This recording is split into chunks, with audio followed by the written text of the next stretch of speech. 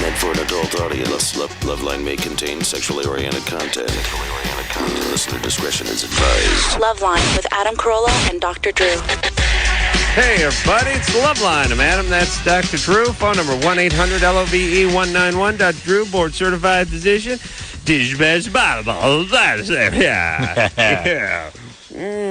So, holiday. Drew, you said a word when I was drinking it. Holiday evening. It took a beat, but it was good. You got let me it. finish it. I'm just saying. Hold on a second. It's a letter day. I read letter day. I'll grant you. I actually spoke during your drinking. I didn't act like some sort of marionette. Sure, some sort of what do they call those things? The dummies? So normally we talk over each other for a long time, and then I lean over and take a little sip of something, and then there's about 4 seconds of dead air, and then I come back, and then you start talking when I come back. So I've decided from now you on. took a 3 count and said so. From now on, I'm going to say so when you drink. All right, good. To prove that you are not actually the ventriloquist behind me. Here we go. Ready? I'm going to take a sip. So, it's a holiday. Yeah. And you would think on a holiday there'd be no traffic on the freeway, wouldn't you? Well, here's what I would think. I know where you're going with this. There was not much traffic earlier today, about 3 or 4 o'clock. That's at least true. it seemed to me. Yeah, it was around right. And I figure people would be doing God knows what you do on Easter these days. But then here's what I figure. I would figure that at 8, 9, 10 o'clock, people would be coming back from coming out of town. And I think but you wouldn't think it to be just jammed in the freeway. Yeah, it was ridiculous. Crowded. It was crowded. And then another thing shocked me tonight. I heard you use the word shun. You were talking to one of your friends as you walked in here. I thought, you must shun him. Yes. And I thought, to shun. Oh, my God. I've never heard a human with an X and a Y chromosome. That's a dude. Less. Hold on, Chris. That's a dude. A dude with seemingly excessive male characteristics. Shun. Yeah. I'm sure. Well, yeah, you get You're older. gay. You get older. You start producing estrogen. more testosterone estrogen. goes down. All right. You I'll buy that. learn to shun. Good. Okay. Good time. Yeah. Yeah. All right. I think this is a follow-on to last week when we had Cuthbert in here. Yes. Alicia Cuthbert. Yeah. And she told you were too old. Yeah. And your testes just shriveled up. The estrogen went up. That was an iron shanked boot right in the groin. Well, and that shut down the testosterone, and now you're shunning. Yeah. It's good times. Too old. And you were shocked. That was rough. Yeah, Listen, Alicia Cuthbert was in here. I don't know. She was 21. She's 21. My whole thing about Hollywood, though, is that if you're a successful guy like myself, you should be able to date like you and Tony zygotes. Curtis. Yeah, you and Tony Curtis be dating zygotes. Yeah. Okay. All right. No, well, it's anyway. just like you guys seem like teenagers. Yeah. Your voices are like old. And guess who's back? Yeah. Engineer Anderson. Gonna just dump a little salt in their wound. Yeah. All right. So Ron Perlman coming in here tomorrow night. He is Hellboy. Hellboy I guess it was number 1 at the box office last week, and then it went down to number 2 because everyone went to see The Passions for Easter. Right. Yeah. And I imagine it'll go back. If there's any God, it'll go back to number 1 again. How'd the girl next door do? Anderson? I don't know, because maybe Anderson will know. Can you look that up? I know Alamo didn't do all that great, and there was a couple other movies I can't remember. I was thinking to myself that this New York Minute thing that I worked on with the Olsen twins had better do well, because they are spending a fortune on advertising. Oh, my God. I've just seen one billboard so far. Yeah, but I've seen 100 television commercials. Oh, really? And every time I go to the movie theater, the trailer. Are you in the trailer? In the movies. But not on the TV? Not on the TV. All right. That's still pretty good. That's good times. Yeah, that's good. Well, maybe it will be a big hit. We'll see. Why shouldn't it be? Got the Olsen twins. Yeah, this girl's, they crap. They put varnish on it, make paperweights out of it, make $10 million a year. Everything that comes out of them turns a profit. Do you understand? Yeah. They lacquer their Duke. They sell it as paper. They stamp their initials in it. They sell them as paperweights. They made $9.87, almost $10 million last year. Just on Duke? On loose-sided Duke. And now I know why they're not coming on the show. That's right. Now, listen, they're not coming on the show because they're faggoty, whatever they got. Their publicists are horrible. It's nothing to do with them. Go ahead, Anderson. Girl Next Door came in 10 spot. 10. Not bad. 6 million. How much? 6 million. 6 million? That's about what they were predicting 7. They were? It's 10. and Alamo came in. What was the order, Anderson? Do you have it? Yeah, it's behind me, so hold on. All right, screw it. Passion of His Christness. Yes. Hellboy. Well, Chris is looking at it. Chris knows it. And then The Family Vacation. Oh, The Family Vacation. Alamo, yeah. Walking Tall. Oh, the remake. Yeah, sure. Not the original. Yeah. Home on the Range, which is the new Disney little color cartoon there. All right. Here we go. I'm bored. Scooby-Doo 2. Oh, yeah. Which instant classic. was not bad. You saw that. We got to get Matthew back up here. I did take my kids to it, and I really thought it was really. I didn't get that, oh my God, I'm wasting my life feeling, which I get in most films that I see with kids. And Matthew did an amazing job this time. Yeah. I mean, it's like he really sort of has a facility now with that character. He's a gifted thespian. Well, here's what happens. I swear to Christ, you're right. In my book, we got all these actors who are playing some gimp with a easel in front of them, doing a little painting, and everyone applauds because the guy has a lisp and he only has the use of one eye. And all of a sudden, we got to give Daniel Day-Lewis another Oscar. To me, the tall order is being Jim Morrison or being Shaggy. Yes. Like if you said to me, "Hey, do you think you could portray a struggling gay painter?" I'd say, "Yeah, give me a month. I could probably work something up for you." Right. But if they said you could do Shaggy, I'd just be like, like we got to go, Daddy-O, and it'd be the lamest thing in the world. It's bringing something to life that has a very stringent experience, right? We all know what it is. Yeah. And you better bring it back out exactly the way we expect it, or it's not going to work. No, I know. I mean, seriously, he is Shaggy. Yeah. And he's laughed at in the Hollywood community. Yeah, is he really? Well, no. I mean, yeah. I mean, but it's not considered a serious role. It's considered lightweight fluff, which it is. But in terms of it is a tall order. You know what I mean? It's a lightweight nothing movie, but actually becoming this guy was a cartoon. Huge. Yeah, doing the voice exactly right, the mannerisms and whatever. He doesn't have a guy to go off of. He has a cartoon to go off of. Right. And this time he had a facility with it that really I thought was kind of nice. Very great. Yeah, give him an Academy Award. That's right. I'm just saying. I'm with you. Yes? Yeah, here's all I'm saying. Yeah. What's her name? Anderson's got to get the best supporting role on my cousin Vinny. Marissa Tomei. Marissa Tomei. 10 years ago. Okay. Well, the point is she's just playing some Jersey chick. She's probably from there. Right. Here's the big thing. Chew some gum while you talk. There you go. I don't know. To me, playing Shaggy would be a taller order. Yeah. All right. Thank you. Let's see Marissa Tomei play Shaggy. Uh-huh. See, it shows how tall that order is. Here we go. Steve? Yeah. Yeah. This is all energy left over from Val Kilmer being snubbed for the Doors movie, which I think he should have won the Oscar for. Go ahead, Steve. All right. Got kind of a list of problems, but I'll start you off with the basics. Since about September, I've had a really bad problem of going out and trying to find some other girls cheating on my girlfriend. But the thing is, if I just can't find it, I'll go and pay for it. How long has that been going on for? Since September of last year. And how often do you do it? I've probably been with about 15 different women. All of them prostitutes, or? Yeah. Oh, that's just prostitutes. Just prostitutes. All right. What's the question? How much does the average prostitute run? Probably averages about 200 to 250. Yeah. That's what I'm talking about. Hold on a second. Drew and I were laughing last week about that show, Hookers on the Brink. Is it on the brink or on the edge? Never can remember it. Maybe Anderson knows.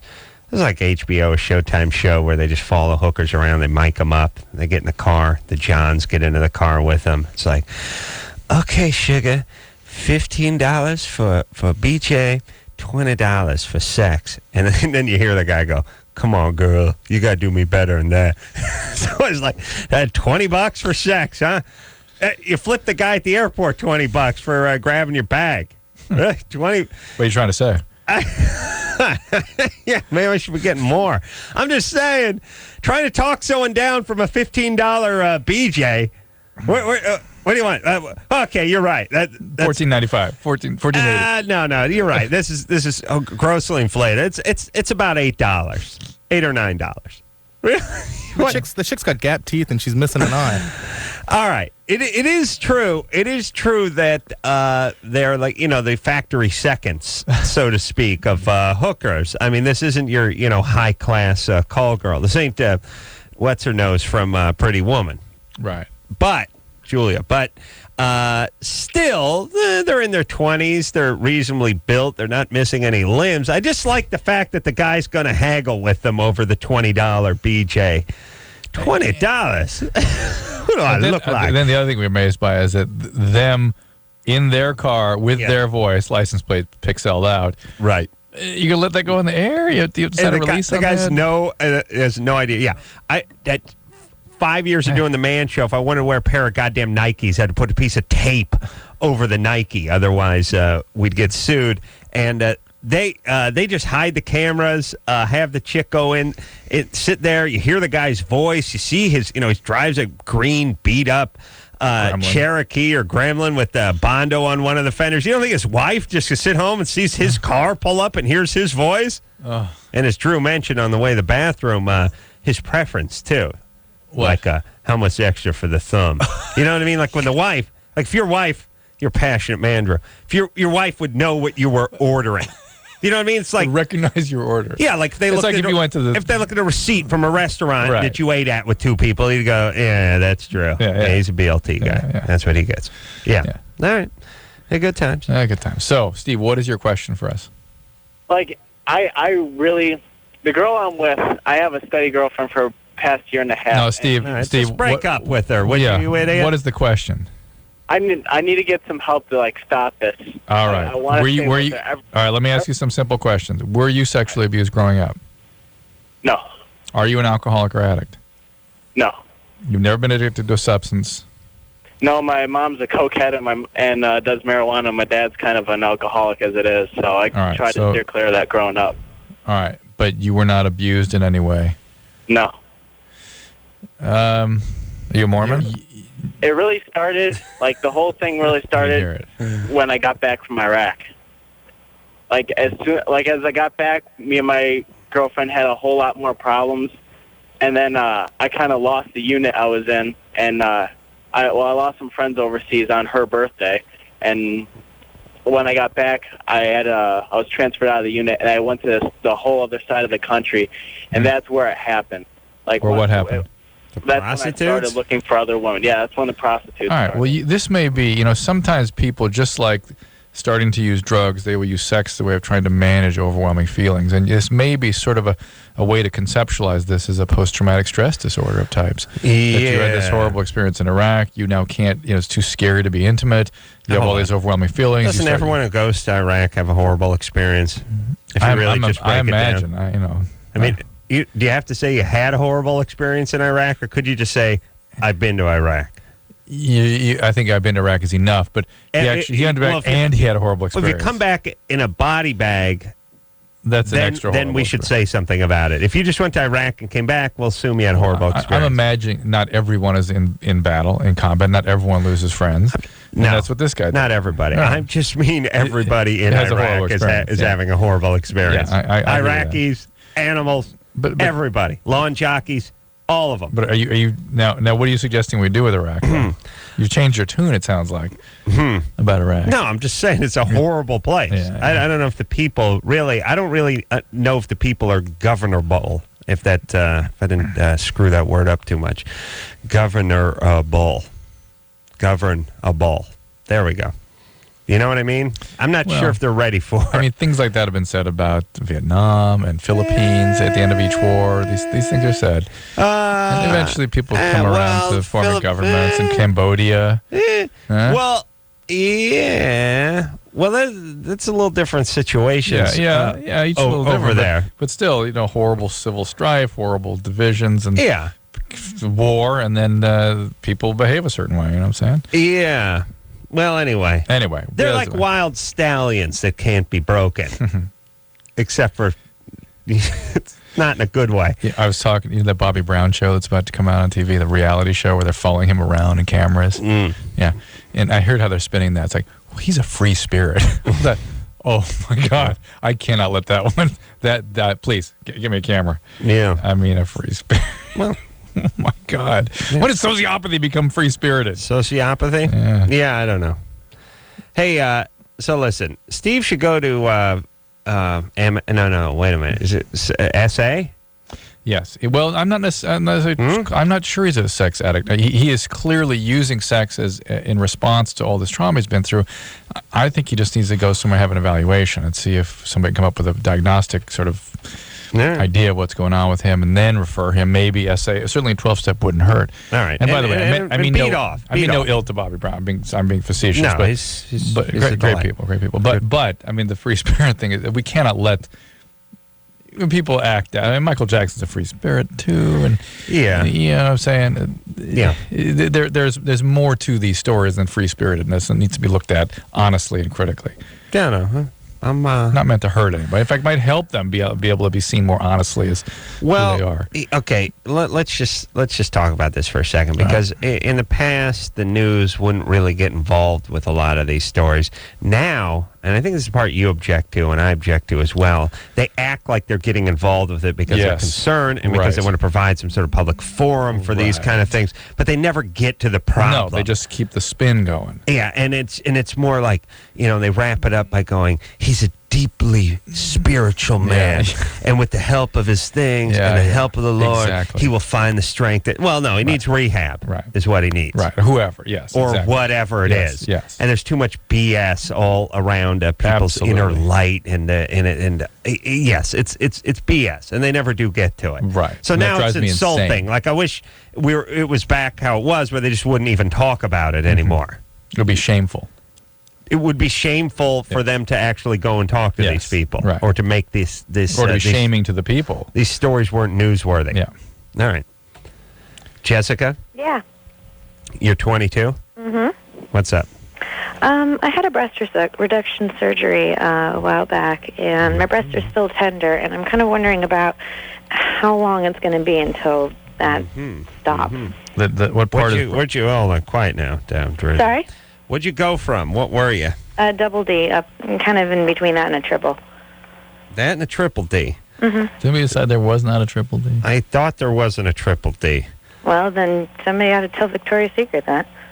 Victoria's Secret makes a triple D? Mm-hmm. I'll tell you my plan, Drew. Well, they have the universal. I'm going to tag those triple D bras. Just like they tag the caribou in Alaska to figure out their migration, and then we're going to follow them home. That's good. You know what I'm saying? Yeah, you have a little radar device. Yeah, they do that on clothing already, where they just put that little magnetic thing on there. That's in case you get into an avalanche or something. I'll be in a van outside the Galleria. Boop. You'll need to have Seth Green behind the radar. Isn't that his role now? Yeah, I'll have Seth Green. He'll be the nerdy guy back there. Right, behind the computer. Right. And I'll have like John Favreau in a cabbie hat driving the van, smoking a cigar, and I'll say stuff like, "Let's roll," and then we have visual on the unit, and it'll just be a chick in a minivan, and we'll follow her home, and then we'll set up, we'll bivouac outside the house and set up a surveillance cam. But let's agree that if anyone were going to set up the universal, should we call it language or system? For bras? For cup size, it would be Victoria's Secret. They should just claim it. Now they should. Yeah. All right, so Victoria's Secret makes a triple D. Therefore it exists. I guess. Oh, and hold on, let me say this too. It's all this, everyone's on us about talking about, content, what's on the radio, FCC, all this kind of stuff, content on television. These Victoria... They canceled that. Secret... The TV show? No, the commercials. Oh. Spankable. I mean, Spankable at 7, 8 in the evening. I mean, you're sitting there watching Entertainment Tonight at 7:30 at night. That goes in the Victoria's Secret commercial. Yeah, kind of oiled up chick and, tight bra and panties, cleavage for days, walking in slow motion, down the runway, sort of jiggle. I mean, they're not wearing bathing suits. They don't make bathing suits. They don't make shorts. They don't make halter tops. They make panties and bras. I just file that under we just can't decide what we are. We really can't. Bathing suits are okay. Underwear not okay. Yeah, but maybe bathing suits aren't even okay. still, like, I'm not prude, but if you're sitting there with your 8-year-old and you're just watching TV at 7 o'clock, 7:30 at night, and this chick's she's jiggling. I mean, I don't. No one ever says anything about it. I don't want them to say anything about it. I enjoy it, but I'm just saying. Victoria's Secret has seemed to have slid under the radar for the moment. In terms of their stuff. You know why? You know, the thing that's interesting about it shows just as much skin. Chicks are a little better looking. It's a little classier. If one of the chicks had like a tattoo and a knife scar, and it was Fredericks of Hollywood, they wouldn't get away with it. It would be considered in poor taste. There's something. Therefore, if they try to take it off the air, it should be discriminatory. Well, if you can show evidence that they've let other stuff go by with lesser looking models. Yeah, because they got Bob Dylan singing in the background. They should be just removed. They should be pulled off for Bob Dylan singing. But 6. It's good spankable stuff. Oh no, Chris, 3, right? That's right? Yeah, it's solid. Oh, Chris, that was an enthusiastic. Yeah. Jessica? Yeah. All right, so you were triple D. Yeah, between that and a double. What size person are you? I'm pretty slim. All right. Thank you. And, okay, and... you done? Yeah. Okay. What's... all right, I don't know. You say what size. No one will ever give you the size. Well, I work out regularly, and I'm about 125, 130. Yeah. That's So you what must I have was some then. kind of rocking bod on you, baby doll. It was becoming an issue. Really? Well, when you Why? weigh that much and you got boobs that big, you're kind of falling over. Bouncy. Yeah. Nice. Now, what did you have a boyfriend at the time? Yeah, but we broke up. Yeah. Well, man has his limits. And they got you down to what? A D? I'm a C now. A C. All right. And where's the tenderness? Around the scars or where? Kind of all over. Yeah, it's a surgery, and sometimes a year and a half, boy. Do you have any numb spots? A little bit on the nipple part, like the... Has it grown at all since the surgery? No. So it stayed the same. Describe the pain and where is it, that sort of thing. It's just really super tender, especially on the underside. Where the scars are. Yeah, but above that as well. hey, I have an areola question. Well, hold on. So let's just finish the question. Well, you think about your answer while I talk areola. Hey, Jessica? Mm-hmm.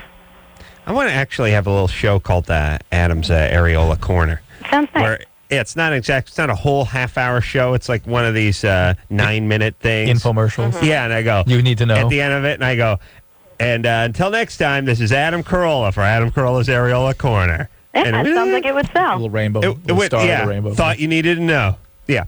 So here's the thing. How did you have your areola shrunk now that the breast mass is taken away? Almost, sort of like a balloon with more air in it. Mm-hmm. Has that happened? The breast mass is shrunk? Reduced. Well, yeah. I mean, there's less stuff in there. I'm not sure what you're asking. I don't think she. What do we have the world's? She didn't hear you. She didn't I listen. speak Japanese on the radio all day. Is that all you people hear? Is I've been just speaking in like Cambodian or something. Yes,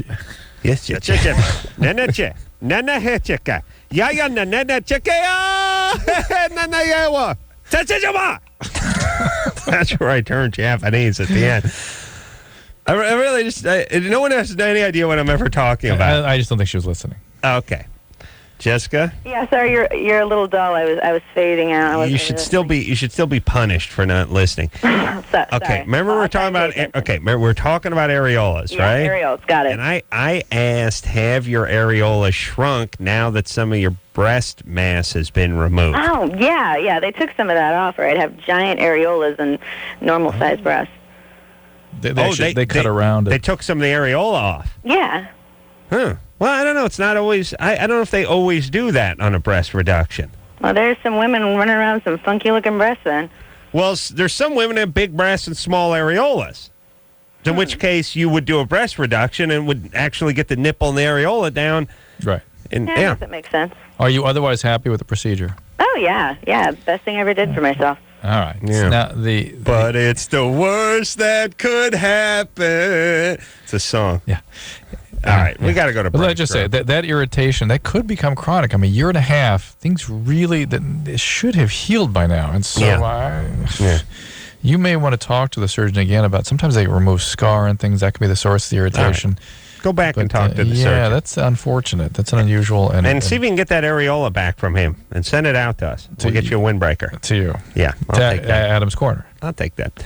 We'll take a quick break. We'll be right back. 1-800-LOVE-191. We'll be right back. As many as 1 in 3 Americans with HIV don't know it. To find a testing location near you, call toll-free 1-866-344-KNOW.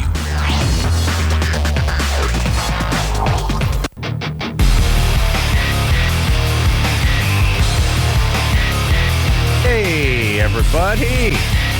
LoveLine. I'm Adam. That's Dr. Drew. Phone number 1-800-LOVE-191.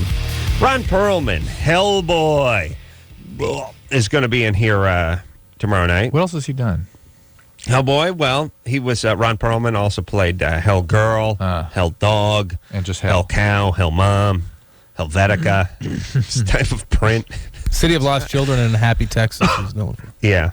Helvetica was Is he a big guy? It was an action movie. Remember that show Beauty and the Beast? Beauty and the Beast, yeah. Yeah. Is he a big guy? It's not as big as Hellboy. But is that Hellboy all made up stuff? All I don't know. Is he a big guy? I know it's a true story where, Hitler went back through some porthole to some nether world and tried to get Satan to stop the Axis I mean, is he in real life like a wrestler guy type? No, I don't. Or was that all sort of? I think he's in makeup? good shape.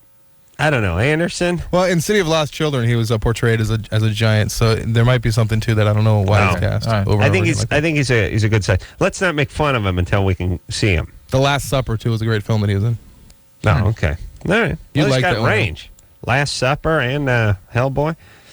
All right. Well, we'll see Ron tomorrow night, and then Paul Tracy, race car driver, is going to be in here, and then Antonio Sabato Jr. is going to be in here. And, yeah. All right. Tina Fey, The Darkness, Pennywise, Colby from Survivor, following week. Ready to rock here, Drew? Here we go. All right. Let's talk to Joey. Joey? Yeah? You're 18? Yeah. What's up, buddy? Well, this past Thursday, I stayed after school with my art teacher, and she usually flirts with everybody. But I think this time she took it a little too far, and I didn't really care at that time. And she's like, because she was showing me how to do some drawing or whatever, and then she's just all of a sudden, like, she kept rubbing her legs at my legs, and then she's like, out of nowhere, she's like, take off my shirt, and then I just unzipped it off, and I started playing with her breast, and she's like, what are you doing? And then she seemed like she just started to enjoy it. And All right. now I'm afraid she might accuse me of sexual harassment. No, she is the teacher. She is the one in the position where you can be exploited. So, no, she is the one that's going to get in trouble. Yeah. And just so the table is not turned in some sort of bizarre way, because somebody a teacher that's capable of that, God only knows what she might pull. Yeah. In terms of saying not just you harassed her, but maybe you cornered her. Or who knows what. And next thing you know, I mean, this is meter-maid publicist type activity. You know what I mean? You have no respect for this, basically. You're saying zero. Yeah, zero. And so you need to go to the school. Wait, and hold on. Yeah. Is this maybe bogus? No, You believe him? I feel the confusion. Joey is 18. Okay. Joey, I wonder what the wattage bulb Joey's got going up there. I'm guessing it's just one of those, whatever about the size of the one that's the marker light on the fender of your car. Not the headlight, the marker one on the side. Joey? Yeah. Hey, did you have sex with her? No. He just fooled around. He just felt her boobies. Yeah, then we just started kissing. And then what? How did it end?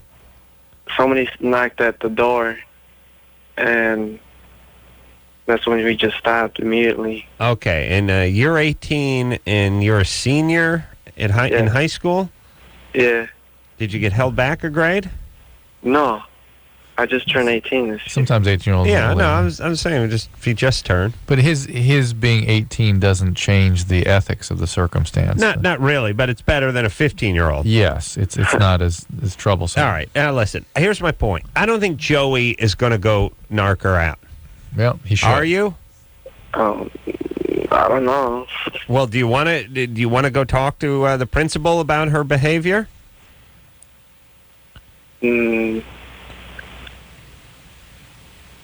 I don't know, because Joe, are you a kind of kid? Hold on a second. I'm going to ask him another yes or no question. I'm going to make it number 2 during that time. In between. Okay. Yeah. Let me say.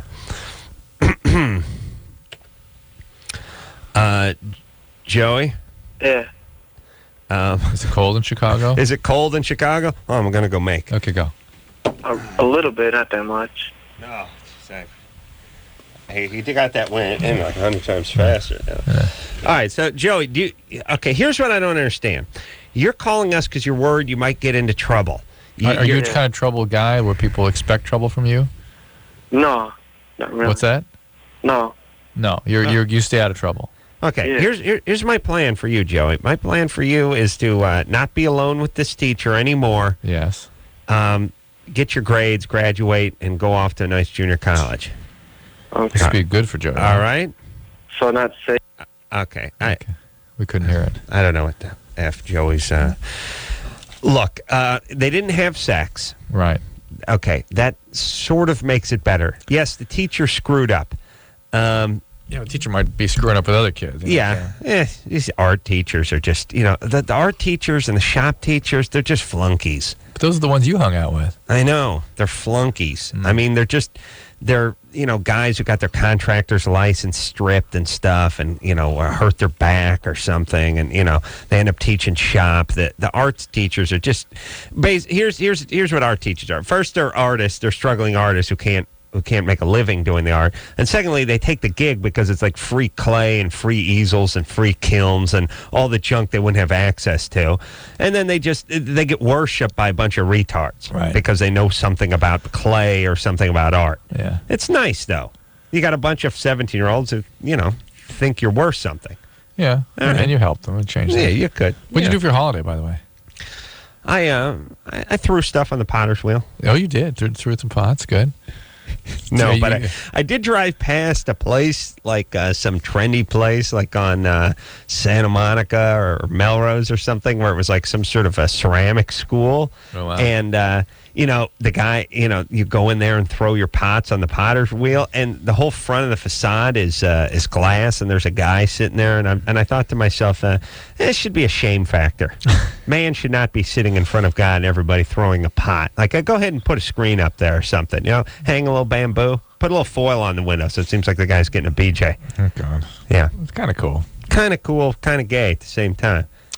Went to Knott's Berry Farm on Friday. Yeah. Yeah, it was good times. What'd you do? It was great. My kids are really into that stuff. They had a great time. But I realized that... What a shock that you have 11-year-olds that are into amusement parks. I'm really into it, Tommy. They like that. Well, every kid's really into it. And I realized as you age, it gets more difficult. It gets more difficult to tolerate those things. I get off Friday, I want to vomit. I got a headache. Oh. It's like, yeah. Look, my kids just have the greatest time of their life. Yeah, I can't explain it. I go with enthusiasm and then get off barf over the ledge. I've said this many times about these rides and about many facets of technology. We are not evolving fast enough to keep up with this stuff. They're amazing.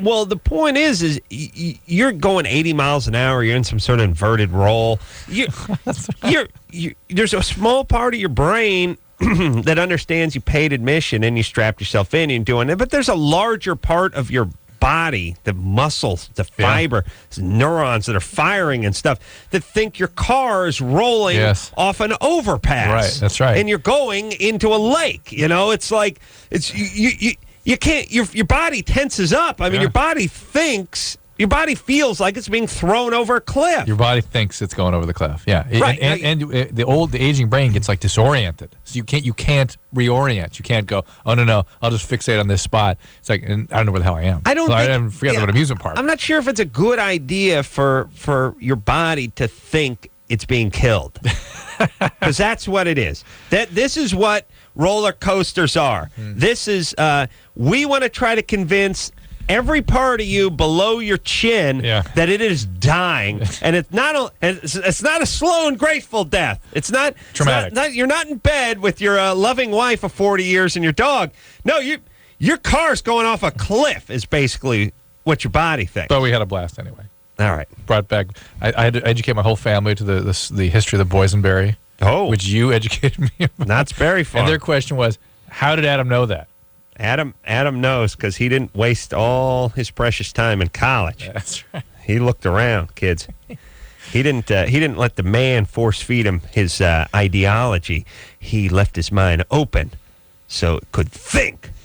See what I'm saying? Yeah, I hear you. Let me tell you something about your mind, Drew. Yeah. Your mind's like one of those cars at Disneyland over at the Autotopia. Yeah. It thinks it's driving, but it's But it's on really a track. just a bolt and a round wheel, and you just spin it around as many times as you want. It's just going, it thinks. Whereas me, I'm a full-blown bumper car, my friend. Ooh. Yeah. Yeah. I was thinking about you this weekend, too. I was reading some stuff about IQ testing and stuff, and they were making a huge point about how... Big 93. Yeah. Big 93. And they're making a huge point about testing like that does not screen for exceptionality. That if you are exceptional, you can feel good about this, Adam, it will not pick you up. Oh, really? Yeah. Yeah, but how about the fact You that can't being pick up- singled out and punished? you Forget can't about not pick- being you picked can't- up. How about kicked in the nuts? It can't pick up genius. Aha. So there you go. I've said You're that. I've been crowing this from the highest mountain. So I'll take since my I took that 140 test. IQ and head on out. That's right. You head on out to Disneyland. Let the geniuses stay home and create, or beat off and nap. Let's take a little seems to be break. the other thing that geniuses, I guess, like to do if you're representative. That's how I charge my batteries. That's good times. We'll take a quick break. We'll be right back. Hello? Who's this? This is LoveLine. 1-800-LOVE-191. LoveLine will be right back.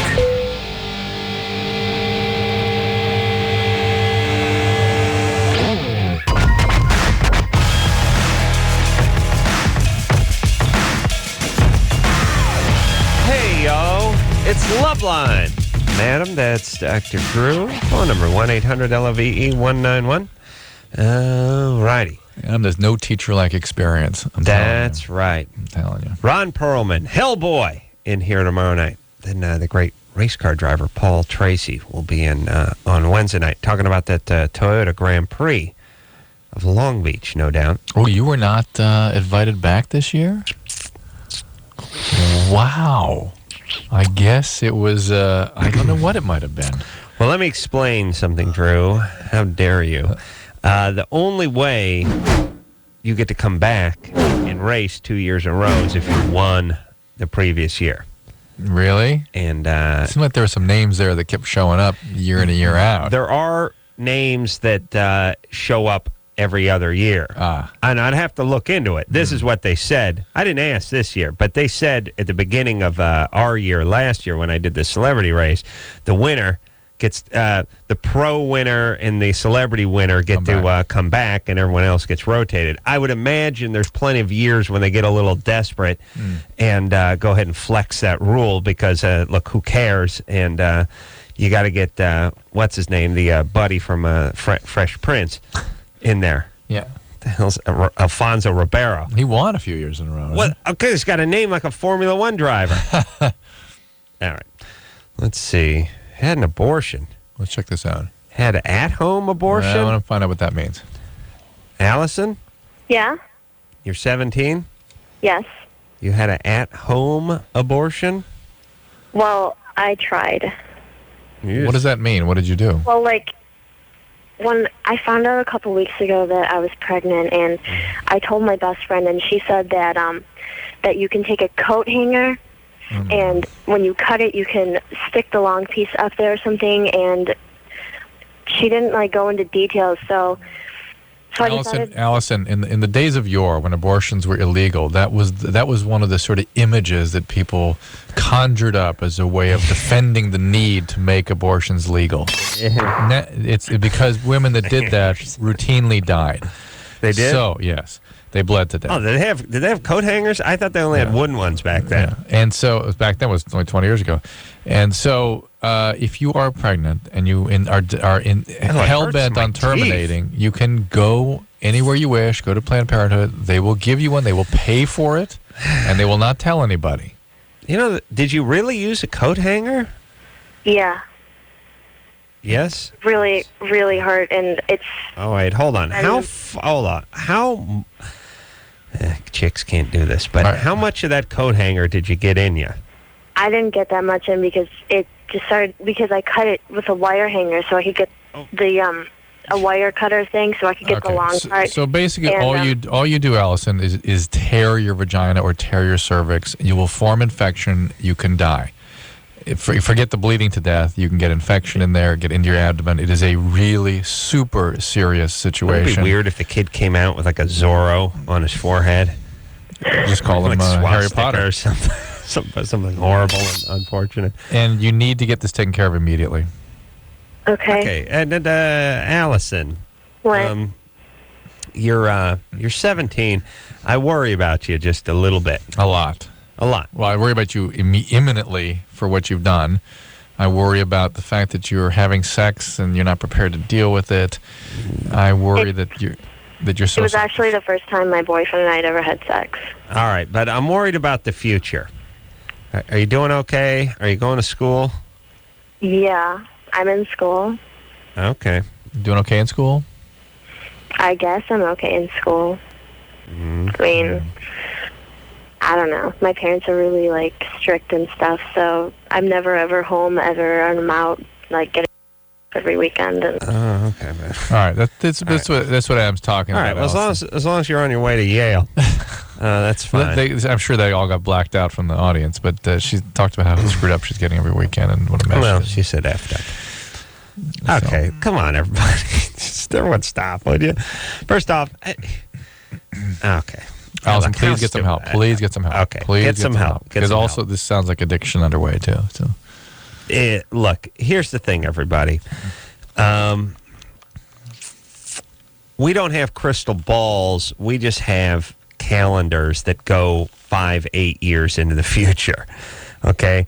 Don't look at it as a crystal ball that we have. Look at it as a magic calendar that we can go ahead 5 years, 10 years and see what things are going to look like.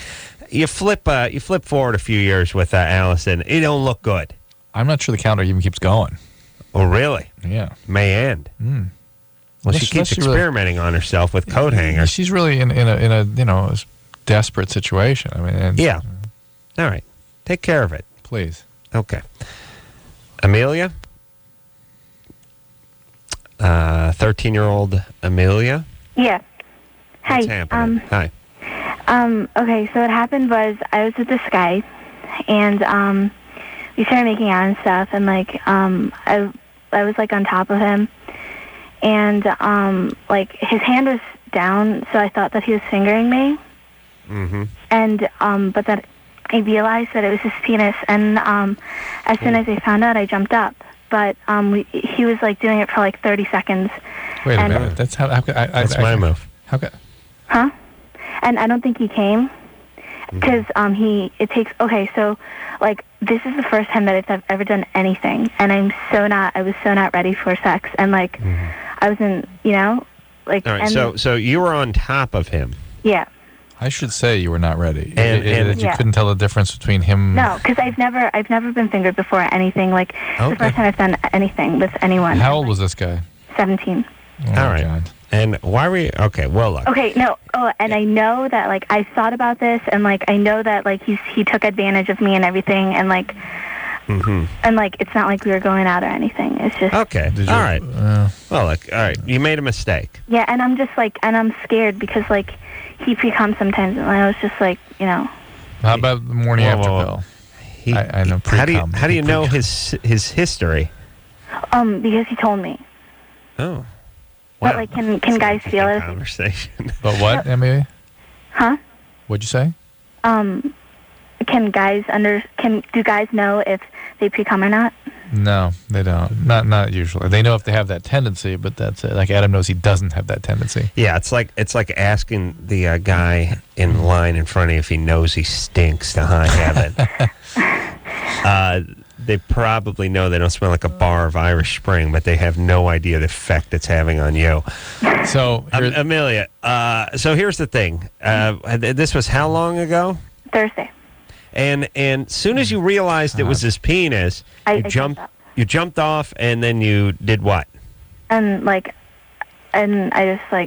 was just really shocked. And then we went home. I went home. What about the morning after pill? Do you know what that is? I know what it is, but I don't know. I don't have a car or anything. I don't want to tell my parents. Yeah. I was in New York. I was visiting my dad, and I met that guy.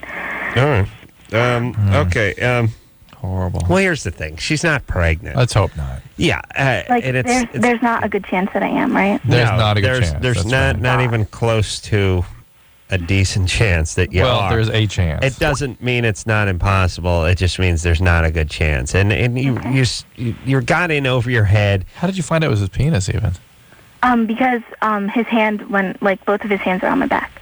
Yeah. It could have been one hand, one penis on the back. And see, that's what I'll do. Okay, look, we got to take a break. Yeah. Amelia, 13, don't grow up too fast. Slow down. You learned a good lesson. Yeah. You reacted. You got yourself in a bad shape, and then you reacted accordingly. Yeah. Be careful. Take it slow. Take a quick break. We'll be right back. Okay, so I know there's nothing wrong with me. So what's up? So I was like you, and I used to think that these Datelines were totally cheesy. Why can't I meet anybody? But I tried everything else and thought, what the hell? So I called the Dateline and actually met a cool guy. I called the Dateline and I hooked up with some cool people. Believe it or not, other normal people are out there looking too. 877-889-DATE. 1-800-LOVE-191. We'll be right back.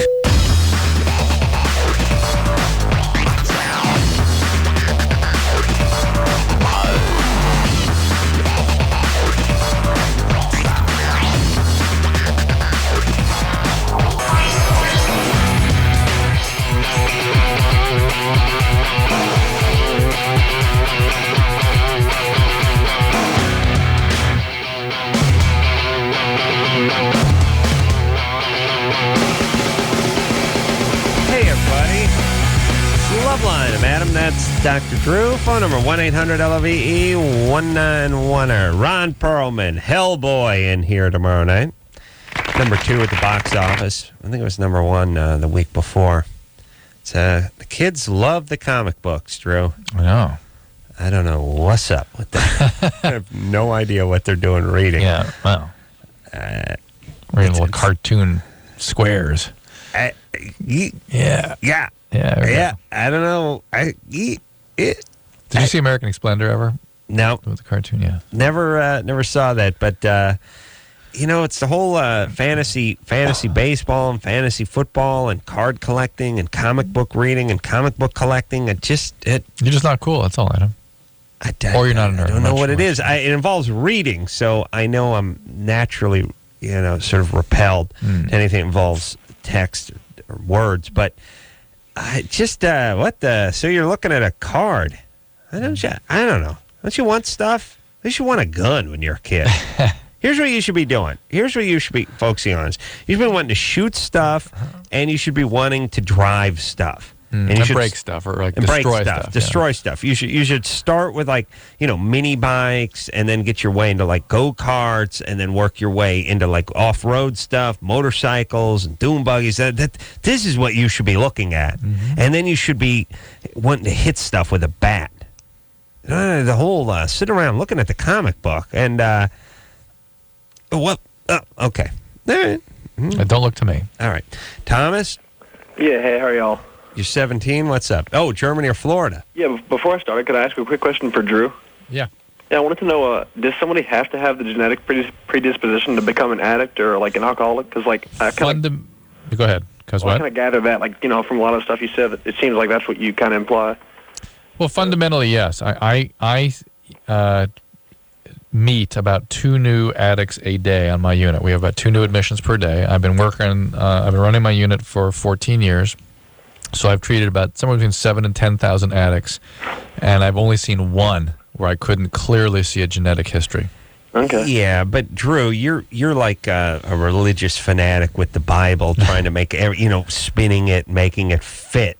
I mean, I've heard you on the radio before. Are you a real doctor or are you a love doctor? He's just a love doctor. Thanks, Thomas. No, well, here's how what do you I'm figure. I ask you if dad or grandparents are alcoholism or addicts. Well, but I've seen you do that stuff where, like, did your parents physically abuse you? And they say no. And then you say, did they ever strike you? And they say, well, once they spanked me and you go, aha. I'm just saying, if you're looking to make the connection, you'll have a much higher batting average. Well, unfortunately, and I think I understand what you're saying, but the reality is when it comes to things like traumatic upbringings, when it comes to things like parents using substances, people deny it. Yeah. You have to be like an attorney asking questions, knowing what the answers are. When you find it, and it's easily substantiable. So, all right. Okay. Anyway, be that as it may. So, for the most part, let's put it that way. Is dependence the same thing? Because no. Okay. No. Dependence is what happens late in the game. You get tolerant, you need more, you have withdrawal if you stop. That happens to all humans. Mm-hmm. Okay. But the non-addict will get dependent, will stop, and then won't look back, won't be interested in continuing. Okay. The addict will be permanently changed. And will constantly be preoccupied about the drug. He's tired of his own question. I know. He's 17. Germany or Florida? All right, time to get down to the important business. Right. Are sick and twisted from too much sun and Nazis, sex, meth, and death fetishes. Both of them have got these. Guaranteed not to bore ya. Germany or Florida. Hey, Anderson, didn't you miss that song while you were away? I love that guy. Yeah, I heard there's a new one. I haven't heard the show yet. No, really? There is? No, I don't think there is. Somebody tried. Said they had one. Oh yeah, but that was the guy who was just scatting. Yeah. He was just like, Germany or Florida, because Germany has Germans in it and Florida has Floridians. Oh yeah. It was like, huh? Yeah. What was that song, Drew? I don't know. I'll trying get it. Yeah. I listen to every single show that I miss. I have to go back and listen to the Why? show. Why did you for listen? best ofs and stuff? Oh, that is brutal. Oh, Anderson. You can't get some flunky to do that. For the next 14 hours of my driving existence, I'll be listening to brutal. Adam. Brutal. That is brutal. Go ahead, Thomas. All right. An obese cat, 6 times the normal weight, has gone on a hunger strike at an animal shelter after being taken from his owner, who had fed him 4 pounds of mints daily, the newspaper reported on Saturday. Mint? Mints. Oh, mints. Yeah. Okay. The cat, weighing nearly 41 pounds, was brought to the animal shelter on April 1st and was so overweight he couldn't take more than 4 steps without becoming exhausted. His elderly owner was at the same time taken to a nursing home. Shelter officials said the 6-year-old cat is so fat he cannot clean himself and suffers from heart trouble. They said he felt lost without his meat-feeding owner and stopped eating altogether when he was put on a diet to gradually lose weight. Stopped eating because he didn't need to eat. Say what? He stopped eating because he didn't need to eat. Did he say he's meat-feeding owner? Yeah. Didn't he say mint feeding? It says meat feeding. I don't know. So I guess. Does he feed him mince, or does he feed him meat, or is it minced meat? First it says mince, and then down here it says meat, so I don't know. Okay. Whatever. All right. Good All right. times. Germany or Florida? Florida. Hold on a second. First off, I love a morbidly obese animal. I do. It works. It doesn't work on people, but it works on pets. There's nothing like a fat dog, like a big fat lab. Yeah. You know, like a blonde lab that's like 20 pounds overweight. Yeah. And, they're fat. They're more jovial. The move tail around. starts wagging, and they bend in the middle a lot. And, fat animals are usually in a better mood. They're kind of like people. The fat guys have the good sense of humor. Skinny ones are the nasty ones. Chihuahuas always mean and nasty. Yeah. I like a fat cat is nice, too. There's nothing worse than a bony cat. Yeah. I like a nice big fat cat. It's good, everything. Polar bears, everything. It's just better. Fish, it's all better when they're fat. And then everyone's like, well, the dog will die 2 years earlier. You get another one. I mean, if you do the math, you live to 80, dog lives till 14, you're going to have 5 of them anyway. So you have 6. I think they're not just thinking about themselves as it pertains to the dog. They might be trying to protect the dog's well-being. Let me explain something about the dog. Please. Dog would much rather eat all those table scraps and have himself a good old time and not exercising and gorging on fatty meats and go 18 months earlier. Ask any dog. Dog will tell you the answer. He's at the edge of the table. He knows what he wants. Yeah. I don't know. It's weird when people get in, they get special diets for their dogs and stuff like that. Yeah, leave them a little fat. I like that. All right, you're going Florida? Yeah.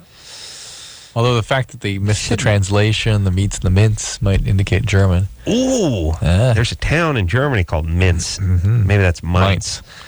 I pronounce it mince. Okay, here's the point. I think that's a very crucial and interesting point with the mince and the meat eating. Yeah. I'm going Germany now. Good. All right, there you go. And I actually may have gone Germany anyway because it's a weird thing to feed a cat. All right, we're going Germany. Yes? Yes. Thomas. That's your final answer? Germany. All right. Yeah, that's right. Oh. Yeah. Oh, man, are we good? Yeah. All right. All right, buddy. All right, thanks. Try next time. Yeah, good times. Good times. Yeah, there was a translation problem with the mince and the meat. Yeah. Cat wouldn't eat mince. Doesn't seem like it. A cat's not going to eat Tic Tacs. Cat just eats meat. That's all they eat. Yeah, you get them to eat other protein forms like, milk and eggs and that kind of stuff. But then they'll lick a pizza or something just because it's got cheese on it. But they're not going to eat hard candies. No. Okay. Just meat, mince. Yeah. All right. Jennifer? Yes? 27? Yes, I am. What's happening, baby doll? Nothing. How are you? You know what I like about fat cats, Drew? What's that? You can make them sit down, like in your lap. You know what I mean? And they'll stay put. Actually sort of sit. They sit like bean bags, They become bottom heavy. They're more docile, like a thin cat's like sort of wiry and always trying to get away. We had a thin cat got eaten by a bobcat, but that cat Sorry. I know, is that nice? But that cat would eat so much. I mean, he was like bottomless. He would never gain a pound. No, he was smoking crack. He probably was. He seemed that way. The fat cat, you pull up on your lap, you sit him down like a human being, and he ends up sitting like a panda bear. You kind of plop him down. You kind of plop him down and move him around a little. Eaten by a bobcat. Yeah, and you know that story. I know, but did you... Oh, yeah, it got mortally wounded by... Yeah, my wife had to face off with the bobcat in the middle of the night. It was crazy. I went out the backyard with a broomstick and a kitchen knife. That's a draw, Drew. I got news for you. That is a draw. That's even money. Your wife's quite a bobcat herself. That's right. She's a tough lady. That's what I'm talking about. And, okay, so the cat was wounded by the bobcat. Yeah. And made it back in, but never... Oh, no. You found out... We dragged it back in, basically. Tried it back then, and then you found out it was going to be like $2,800, and it was just going bad. We kept him alive for several days. All right. Jennifer? Yes? Go ahead. You're 27. I am. I just got married about a month ago, and before that, I found out that my fiance at the time had he's got a lingerie fetish. Mm-hmm. Lingerie fetish. Mm-hmm. Yeah. What does that mean? What does that mean? It means he likes to put on bras and panties. That's not a lingerie fetish. He's a cross-dresser. Oh, okay. No. Lingerie fetish would mean he likes you to wear it. Oh, yeah, but that just sort of makes him a dude, Yeah, but he, Yeah, okay, I'm with you. Well, look, it's odd for me. Soften the blow. No. The fact that he likes to wear underwear doesn't make him a dude. What would make him a dude would be him requiring you to wear lingerie. Right. That would be sort of an average kind of a thing. Even though guys are not into that particularly, really. Not as much as Victoria's Secret would lead you to believe. No, because they don't lead men to believe anything. All they're showing men is models they like. Well, let's put it this way: if one of those Victoria's Secret angel models was, strutting around the foot of your bed, you couldn't get her out of that goddamn bra fast enough. That's the point. That's the whole thing. They're selling it to women, but they're leading women to believe that men like the lingerie because of who's wearing it. Yeah, we don't have a problem with the lingerie. We don't mind it. It's fine. It's a little bit of a push. It's more the super smoking hot Swedish chick who's in the bra and panties. I can think of plenty of women that we would not like to see in the same bra and panties. If our mom being at the top of the list and then moving its way down to, coworkers, family members. The list goes on and on. probably 99% of the population, the female population, we would not want to see in that particular bra and there's panty, the if irony. you really think about it. There's the irony. The only ones you would want to see in it are the ones who you immediately want out of it anyway. Yeah, I mean, look, if you just go walk around, Drew, you're right. I know. Is it one of the Sopranos all of a sudden? That's what I'm talking about. All I'm saying is go walk up and down the street, see if 9 out of 10 women you see you don't want to see in those panties. You know what I mean? It's going to be at least 9. You're going to pass one about every 50 chicks who you say, wouldn't mind getting a look at her in that. All right. Anyway, what the hell are we talking about? So he now he likes wearing it. You didn't know this about him before you got married? No, I did. I did. You did? All right. Yeah. Has it gotten more pervasive, more prominent as a fetish? It has, yes. That's sort of the way fetishes go. They kind of take over. And you pulled the trigger anyway on the whole marriage thing. I did. I mean, I love him to death. I don't want to lose him because of it, obviously, but it's something that just he wants me to be turned on by it, but it's just not happening. How about you put a strap-on and a wind-up beanie and tell him you'd like him to be turned on? I suggested that, and he said we could try, but I don't really want to do that myself. So You suggested the wind-up beanie? No, not the strap-on. The strap-on. The strap-on. And it was kind of like a sideways comment, just as a joke to see what he'd say. But You a Mormon? And what did he say? he said, She's confused by the first question. He said what? What did he say about the "You could try it if you really want to." All right, hold on. Let me convene with Drew for a second. Jennifer sounds smart. Smart. Strangely enough. Smart for one of our callers, which makes her just mildly dumb. Okay, so here's the thing. We could try the strap-on mixed with I got to wear the lingerie. It's starting to make me a little nervous about the guy's sexual proclivity. The fact that he was willing to try the strap-on. Now, I think his thing is, I don't know, you may be right, but it sounds like he just needs her so badly to be in his fetish realm with her. He's willing to let her do whatever she wants to do. So, Jennifer. Yeah. Would he wear women's lingerie, let's say, under his clothing and go to work? No, I don't think so. It's just during a sexual act with you. Right. I think his whole thing is the whole scenario always starts off with he wants me to catch him in the act of wearing it. It's like the embarrassment part. Oh, my. And how it's like the shame part. Yes. And, Right, exactly. And so how... The way Mommy caught him when he was 4. I blame his mother. Sure. No kidding. Because she's very domineering and very, very aggressive. That's what happened to Drew. So his scenario, his ideal scenario, sexual scenario would work out how? His ideal scenario would work out. He would be in our room with the lingerie on, probably watching a porno, and I walk in on him like coming home from work or something. Mm-hmm. And you would find that arousing. Right. Right? That he would need that to be part of it. First there would be some shock and a little shame and then arousal. Exactly. All First would be the initial shock, and then... Yeah. Have you been acting this fantasy out with him? We've done it once or twice, and I kind of act my way through it, but it just... It probably feels sort of weird, disgusting when he's a very masculine man, and to see him that way just kind of takes away some of that.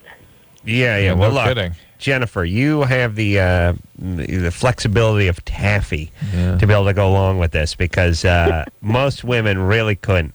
Yes, I agree with Drew. You're an intelligent person. You're in love with the guy. Get him some therapy, please. Yes, therapy. Get him some therapy. And not...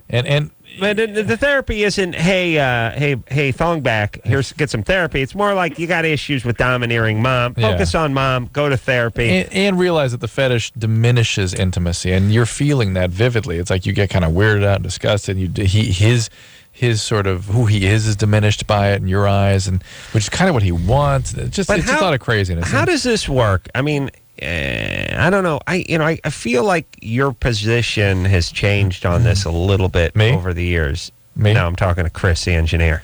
My position has changed. I'm listening.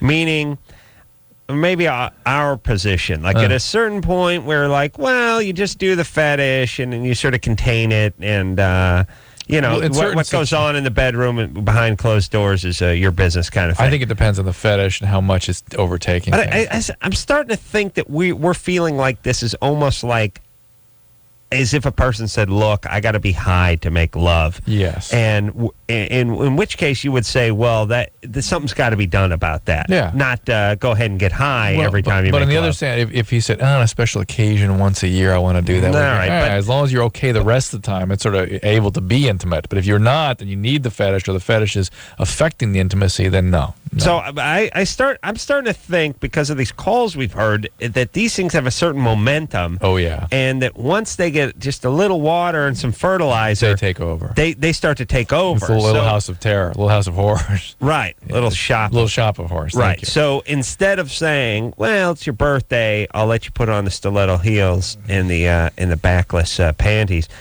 Instead, maybe you should say, no, this is a horse we're keeping in the barn. Yeah. And if it has to come out, maybe we got to look into things first. Yes. Yeah. All right.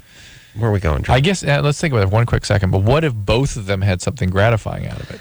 I think if both of them have something that's gratifying about it, and it doesn't involve strangulation, or some sort of branding with a hot brand or poker or something. Just those two things. Yeah. If it doesn't involve doing any potential damage to anybody, and they're able to sort of contain it, then so be it. Although we both know that one's going to spin out. That will break down just a little bit too. Because again, as we've always said, they don't occur as an isolated phenomenon. Right. So. All right. Someone's been on hold for 103 minutes. All right. 12-year-old, for the love of Christ, Drew. Anna? Hey. Hey, Anna. You're 12. Yeah, I'm 12. Oh, my. Calling from St. Louis. Yeah, St. Louis. Was that 2-hour time difference? Oh, probably, yeah. Yeah. Listen, I didn't even know. I was telling Drew this. I was 30. I didn't know if New York was 3 hours ahead or behind. Like, the time differences, I couldn't get out of. I went from North Hollywood to Van Nuys to Valley Village. Those are like my three. It was about as far as I got. Oh, I had nice. no idea what the Central and Eastern and Mountain. All right, well, baby I don't doll. blame you. I don't know the other time zones. I I'm know. really confused You're, about that. you're 12. You'll be 13 and a half, and you'll know. I was 30. What's up? Yeah. What's up? I'm bulimic, and there's like all of these people trying to help me. Yeah. And my parents are real nice and caring about this stuff, and they like take me to therapy, but the therapists, they like get on my nerves so much. Yeah. Well, it's good. What way? Why? Well, they just push it so much. Push I know what? it's, like the issues that I have. Like people in my class, they think that they used to be all my friends. I used to be pretty popular. Yeah. And but then bulimia is throwing up, right? Or am I screwing this up again? Binging and purging. Yeah, binging. You binge a lot and then you purge, and it's like this cycle. And then once you purge, you feel bad, and then you binge again. Yeah, it's weird. All right. And so All right. like, oh, okay, you want to speak? Okay. Well, no, I'm just. Brand is she has to be so perfect for everybody. Yeah. What's up? Your parents, they doctors and attorneys or something? No. My mom doesn't work, and my dad's a lawyer. That would be an attorney. That'd be an attorney, right? Oh, okay, sure. I mean, look, Sorry, that could have I'm got 12. half Give me a slack. no, but it didn't need 3 no's. Okay. Oh, no, lawyer, no, he's an attorney. Oh, sorry, I'm 12. Give me slack, okay? Oh, baby doll, Yeah, you're no. 12 going on. 15. I don't want to go nuts, with the 25. Yeah. All right, so your dad's an attorney. See, attorneys, they put a lot of pressure on people they live with. They do. They're really kind of bothersome. My dad, like, he'll try to butt in on therapy. Like, I'll be talking with my therapist while I'm, like, half screaming at her, kind of cursing sometimes. And, like, he'll butt in saying, is everything all right? And then he'll, like, try to check on me and, like, examine me. And when I get home, he'll be like, Anna, why were you yelling? And all that crap. Yeah, well, look, here's the problem with attorneys. Hold on a second. Who's worse, attorneys or publicists in terms of entitlement? Like attorneys, well, they don't have attorneys think they're the smartest person in the room. Wherever they are, they think they're the effing smartest person in the room. And they think because their whole thing is like, well, it's not really about being right. It's just about being able to talk someone else out of something or talk a third person into agreeing with me. It's not really about who did what or who's right or who deserves this or what anyone deserves. I'm a genius. That's it. And then whereas the publicists just have this horrible, huge sense of entitlement where they think they are the celebrity that they're representing. That's it. But they're both horrible, wretched people. But the point is attorneys will give their kids eating disorders, I think, and in general disorders, maybe more so than any profession. I would say publicists, but they're all gay, so they don't have children. Well, the experience I have sometimes with attorneys is because they're geniuses, emotions and emotional process don't exist. Right. As far as they're concerned, if you try to educate them, it's rejected outright. That's hocus pocus. How dare you? All right, baby doll. If my dad heard you, he'd be like going crazy right now. He'd ground me for another 5 months.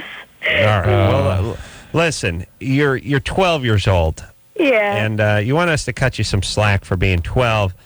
How about you cut yourself some slack for being 12 and start being 12? Okay.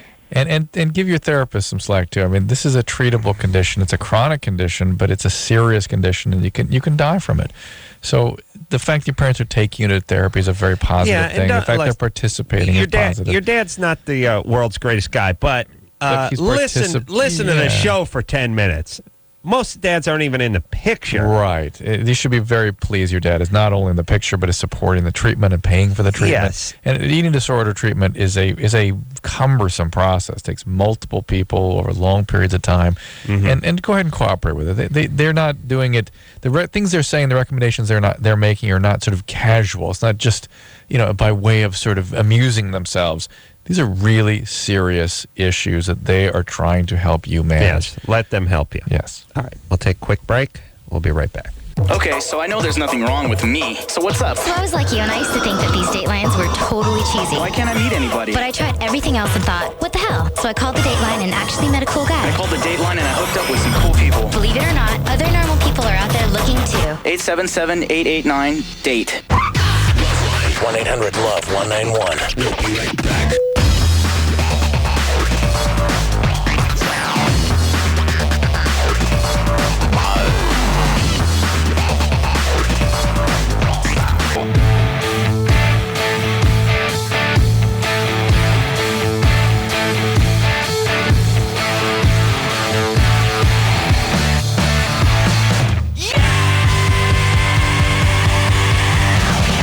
Everybody, it's LoveLine. I'm Adam. It's Dr. Drew. Phone number 7. All right, now, Dave. Hello. Somebody, I can tell you, but I have to kill you. So, I'm saying to Dr. Drew, I'm draining the main vein. And I said, it's all the problems. I was like, well, you in what army? But am I right, buddy?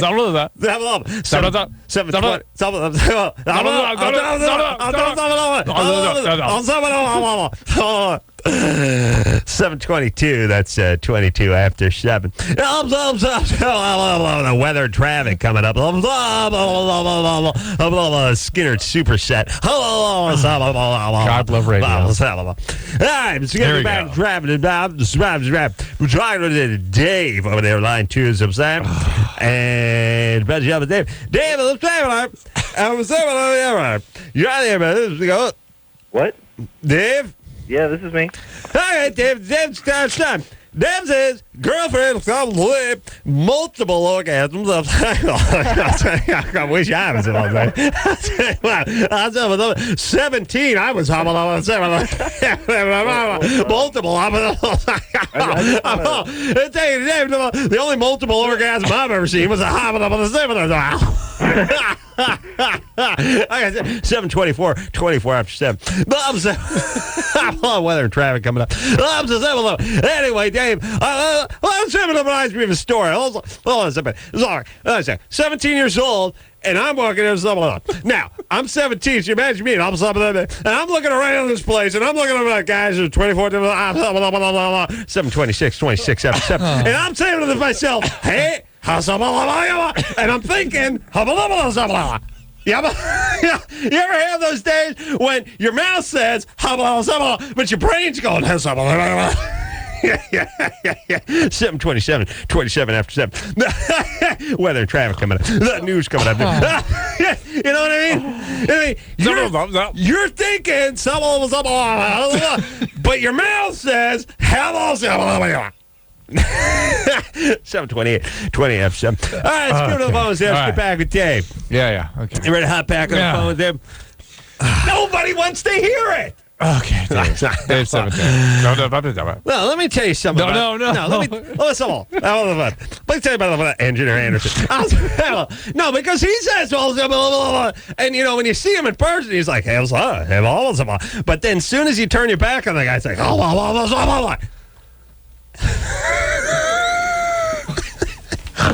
know what I mean? Where's, Engineer Chris over here, and Engineer Chris is like, what?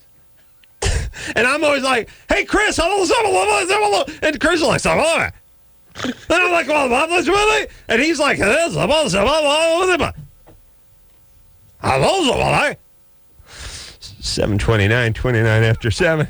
Where's Engineer Anderson's like, and you don't think about Anderson, dude, talking out both sides of his mouth. One side of his mouth is like, hey, but the other side is like,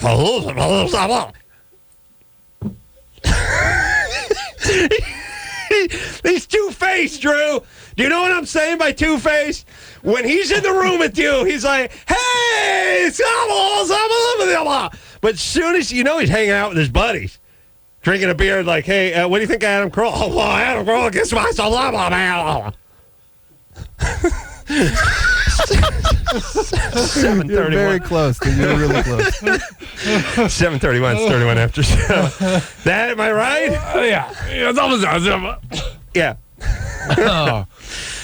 Oh my God. That is radio, man. That is radio. That's good radio. Yeah, that's great radio. So listen, they train you to do that, right?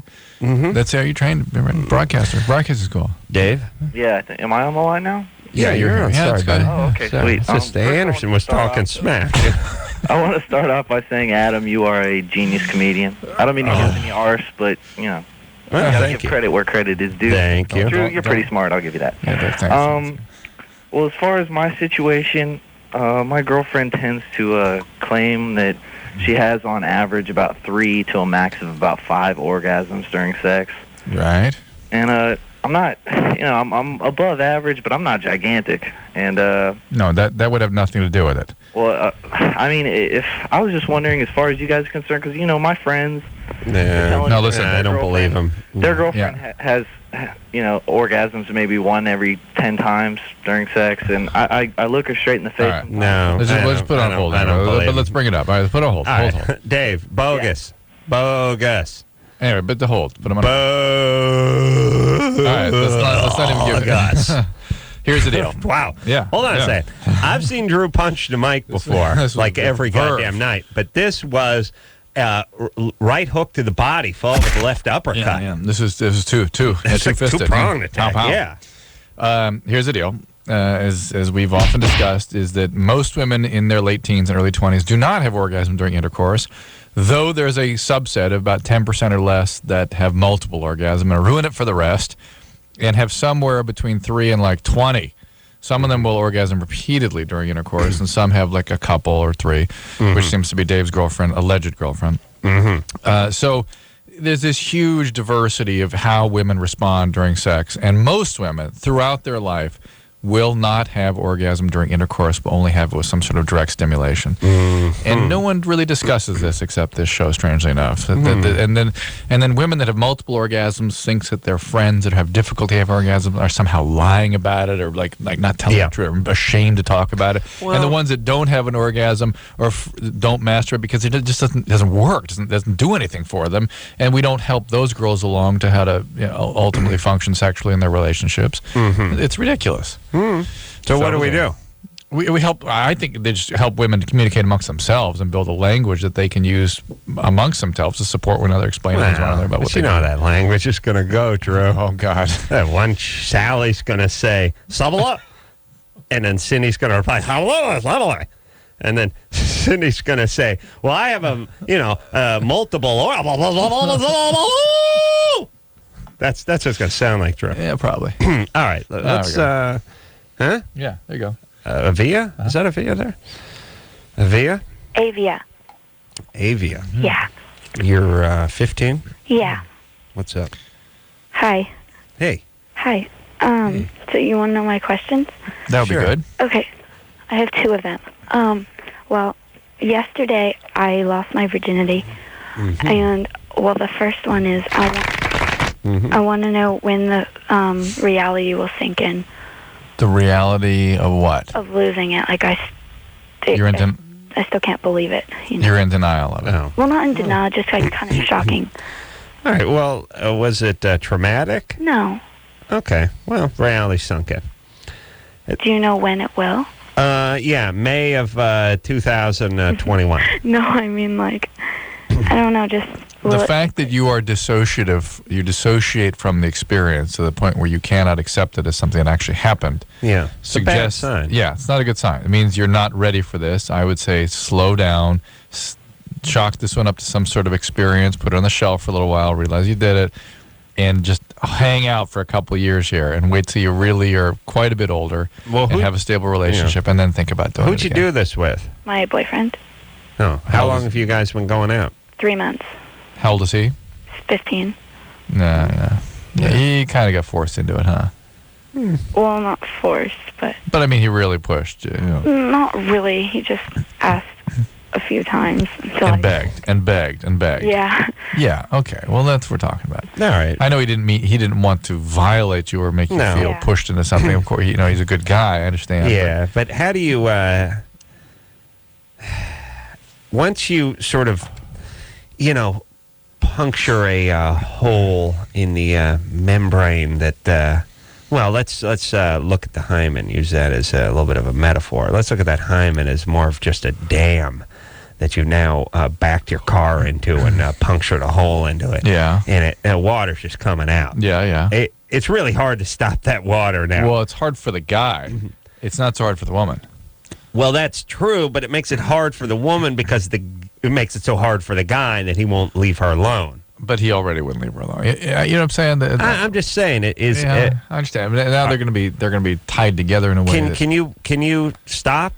I mean, can you not have sex with him anymore? Well, yeah. Okay. It would be smart. The kinds of feelings you're going to have, the kind of way you're going to be connected to him is going to be overly intense for 15, I would say.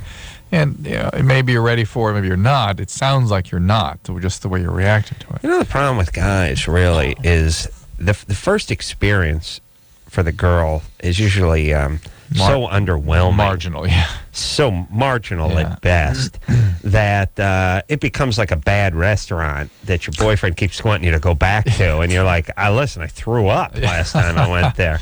Hey, come on, let's go try it again. And you're like, it's got a D rating out front of the window. My favorite. Oh, please. I love going there.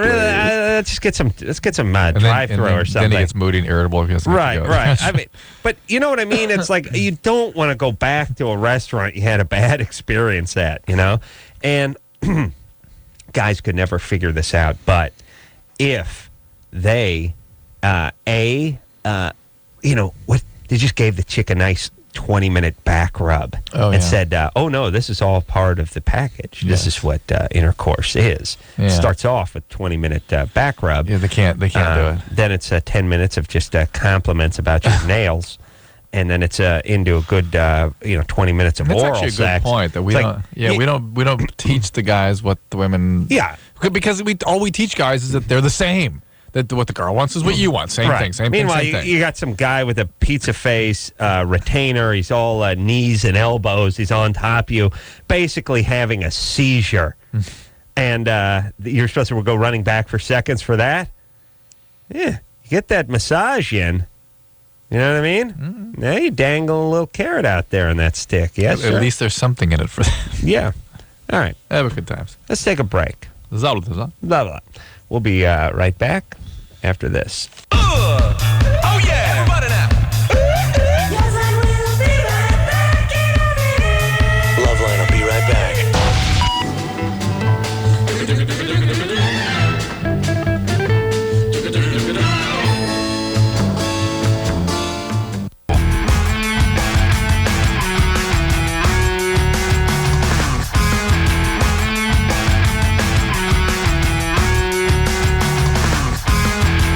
Hey, everybody, it's LoveLine. I'm Adam, that's Dr. Drew.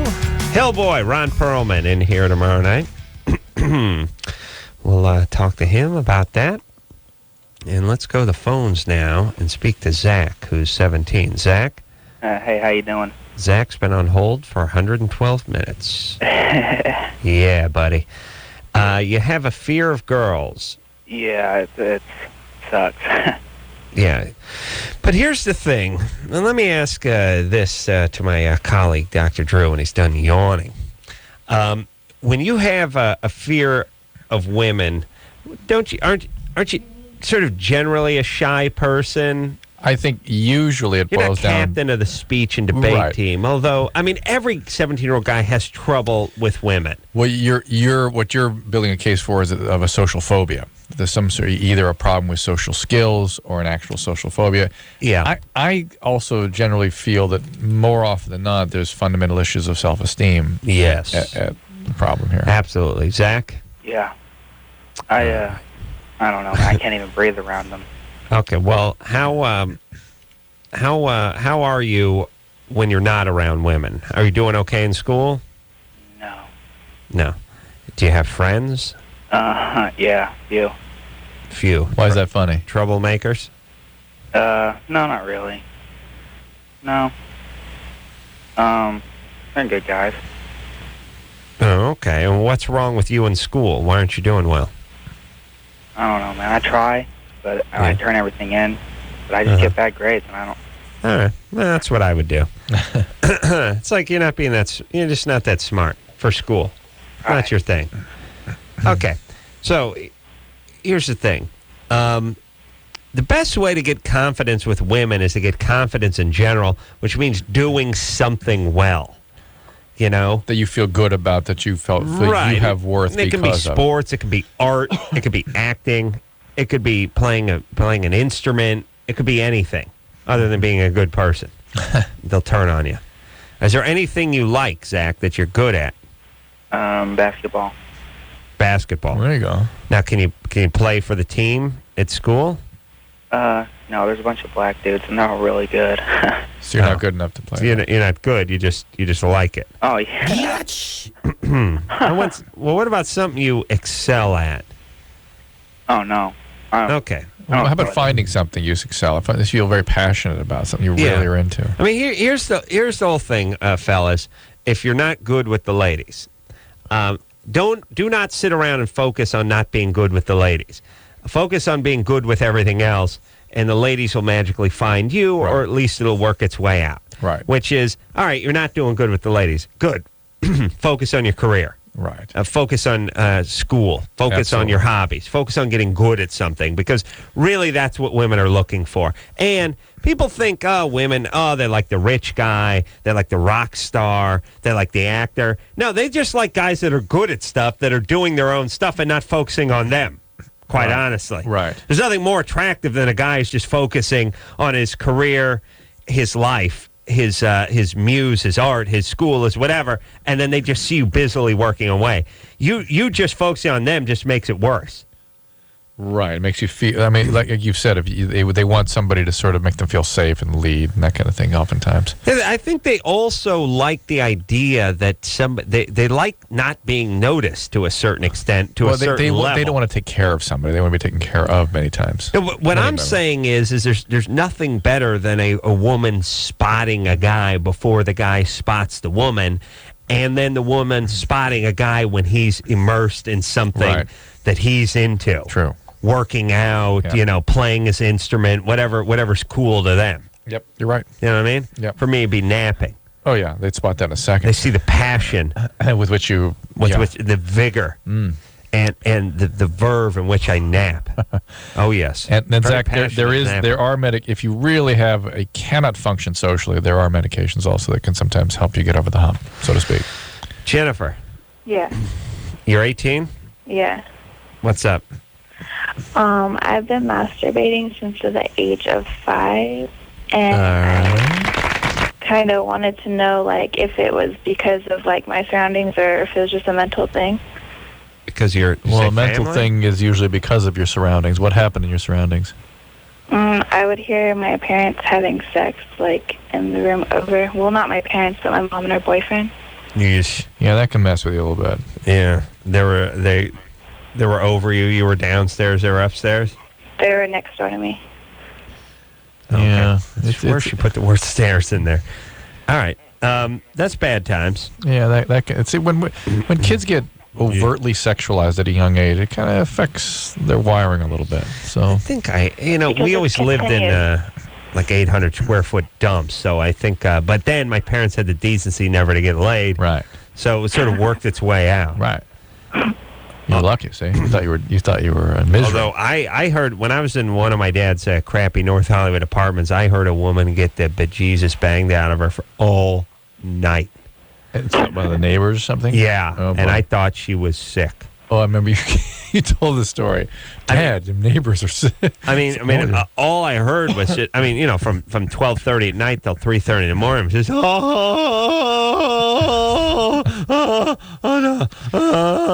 it was like crazy. These crappy 70s, cardboard boxes, with this long adjoining wall. You have a crap apartment sucked, by the way. You had like a long hallway. It was like the entire length of the apartment. If you put your fist to it, it'd be in the other person's living room, And this chick just got, But first off, they're living in this crappy apartment too, so they're probably high or have some sort of mental defect or something like my family, and they're just getting the bejesus banged out of them at 4 a.m. And I'm just sleeping in the it was a 1-bedroom or something. You came and asked your dad about it, he said, right? I said, we got to call a doctor. This woman is sick. What'd your dad say? I pictured her sort of grabbing her abdomen and moaning in pain. All this is, when you're a kid, that's all you can do is she probably ate too much sense of it. She ate too much cotton candy. Now she has a tummy ache. What did you finally She must realize? have been to Disneyland. When did you finally realize that there was a problem? What it was? I remember my dad giving me a sort of a half an answer, maybe a little more than I needed, but nothing too much. And I remember thinking, yeah, I see. Yeah. You're going to start having that with your kids, Drew. They're at that weird age where stuff starts dawning on them, halfway into the conversation, My kids have the decency to go, oh, no. Or just laugh hysterically. Yeah, I tried. All right. Where were we? Oh, Jennifer. We're taking a break. Yeah. But what's up with Jennifer? All right. So what's the question, Jennifer? What are you asking us? So is it perfectly fine and perfectly healthy that I started that young? Yeah, it doesn't necessarily mean anything. Just here's the question. Can you maintain stable relationships? The relationship is no, where all I can't. That's the thing too. Well, but again, that may have more to do with the crazy mom and God knows what kind of family system you had there, and the mom that would choose to have sex in the room next to you and let you hear it. No. The fact is, whatever problems we have tends to emerge most clearly. Anderson, relax for a second. In relationships, and if you can have stable relationships that are satisfying over time, you're doing okay. And if you could try to force yourself into that, to stay, easy, choose good people, stay in the relationships, and you're able to do that, then don't worry about it. Mm-hmm. If not, get some treatment. Drone and Drew. Yeah. We'll take a quick break. We'll be right back. Okay, so I know there's nothing wrong with me. So what's up? So I was like you, and I used to think that these Datelines were totally cheesy. Why can't I meet anybody? But I tried everything else and thought, what the hell? So I called the Dateline and actually met a cool guy. I called the Dateline and I hooked up with some cool people. Believe it or not, other normal people are out there looking too. 877-889-DATE. 1-800-LOVE-191. We'll be right back.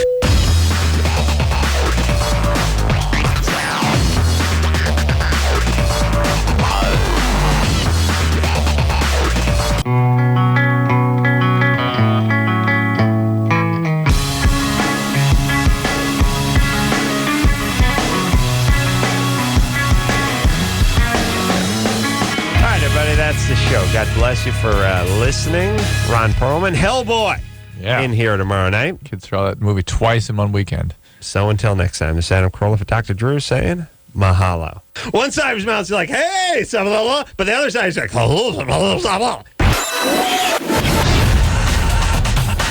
This has been LoveLine.